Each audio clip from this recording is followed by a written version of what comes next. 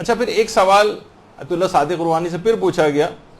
کہ آخر یہ کیا اب تک 313 کا عدد پورا نہیں ہوا؟ بہت سے لوگ کہتے ہیں بھائی ہمارا تو اس عمل اس قابل ہے نہیں کہ ہم 313 میں شامل ہو سکیں. تو اتنے 1000 سال سے زائد گزر گئے ہیں, اتنے علماء مجتہدین مراجع آئے ہیں, فوراً لوگ اس چیز کو ان کے خلاف بھی پیش کرتے ہیں کہ اب تک یہ 313 کا عدد پورا نہیں ہوا ہے. تو انہوں نے جواب میں فرمایا کہ ہاں, پھر ان سے ایک اور بھی سوال یہ ہوا کہ اگر بالفرض 313 کا عدد پورا ہو بھی جائے تو یہ کیا کافی ہوں گے کہ پوری دنیا کے مخالفین سے یہ 313 افراد سے جنگ کریں؟ تو آیت اللہ صادق روحانی نے اس کا جواب دیا کہ دیکھیں یہ لوگوں کی غلط فہمی کہ امام زمانہ علیہ السلام کے بس صرف 313 ہی اصحاب ہوں گے. فرمایا یہ اولین گروہ کی طرف اشارہ ہے, جو امام کی صرف پہلی آواز کے اوپر جو افراد پہنچیں گے وہ انتہائی خاص الخاص افراد ہوں گے,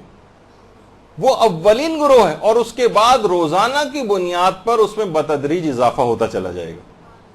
تو آپ کو کوشش کرنی چاہیے کہ چلیں, آپ کو یہ ہے نا کہ پہلے دن والے جو پہنچنے والے 313 افراد ہیں ان میں اگر آپ کا شمار نہیں ہو رہا ہے تو اس کے اگلے دن والے میں شمار ہو جائیے, اس سے پرسوں والے اگلے جو دن آئے گا اس میں شمار ہو جائیے, اس کے ایک ہفتے بعد والے میں شمار ہو جائیے. یہ مسلسل بڑھتا چلا جائے گا. 313 افراد تو وہ جرنیل ہیں جو امام زمانہ کی فوج کے کلاس سے سپہ سالار ہیں, اس میں اگر کوئی شخص شامل نہیں ہو سکے تو کوئی بات نہیں, امام زمانہ کو اس کے بعد اور بھی بہت سارے افراد کی ضرورت پیش آئے گی, آپ اس میں شامل ہو جائیے. لیکن یہ اولین گروہ کا تذکرہ ہے, فقط یہ نہیں کہ منحصر ہو گیا یہ عدد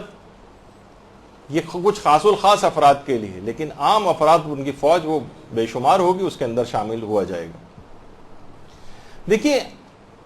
لوگ وہ جیسے اس سے پہلے بات ہو رہی تھی کہ وہ سوچتے ہیں کہ جب امام زمانہ علیہ السلام آئیں گے تو ٹھیک ہے اس وقت ہم عمل صالح اور نیک بن جائیں گے. اعمال صالحہ کے ساتھ انتظار کرنے کا فائدہ ہے, اور اگر اعمال صالحہ کا انتظار کرتے ہوئے کوشش کریں کہ اس دنیا سے رخصت ہو, انتظار کریں نیک بننے کے ساتھ. تفسیر برہان کے اندر باقاعدہ جو کہ بحار الانوار کی 36ویں جلد میں بھی یہ روایت موجود ہے, تفسیر برہان میں بھی, کہ ہمارے چھٹے امام امام جعفر صادق علیہ الصلوۃ والسلام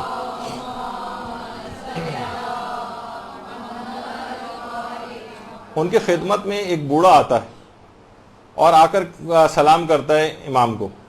اور کہتا ہے یبنا رسول اللہ اپنا ہاتھ بڑھائیے, میں اب کیا آپ کے ہاتھ کو بوسہ دینا چاہتا ہوں. امام نے اپنا ہاتھ دیا, اس نے امام کے ہاتھ کا بوسہ لیا, اس کے بعد زار و قطار اس بوڑھے نے رونا شروع کر دیا. امام نے کہا کہ تم رو کیوں رہے ہو؟ کہا کہ مولا 100 سال سے زائد میری عمر ہو چکی ہے اور میں قائم آل محمد کا انتظار کر رہا ہوں.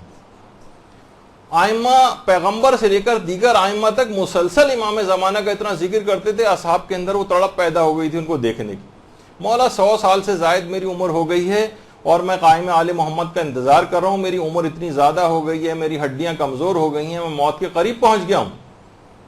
اور جس کی آرزو کی تھی اسے نہیں پا سکا ہوں.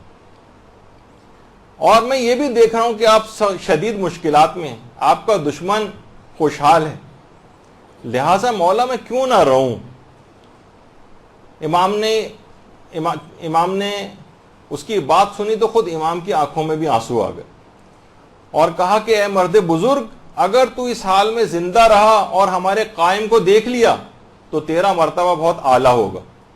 اور اگر تجھے موت آ گئی تو روز قیامت تو رسول خدا کے ساتھ محشور ہوگا. اللہم صلی علی محمد.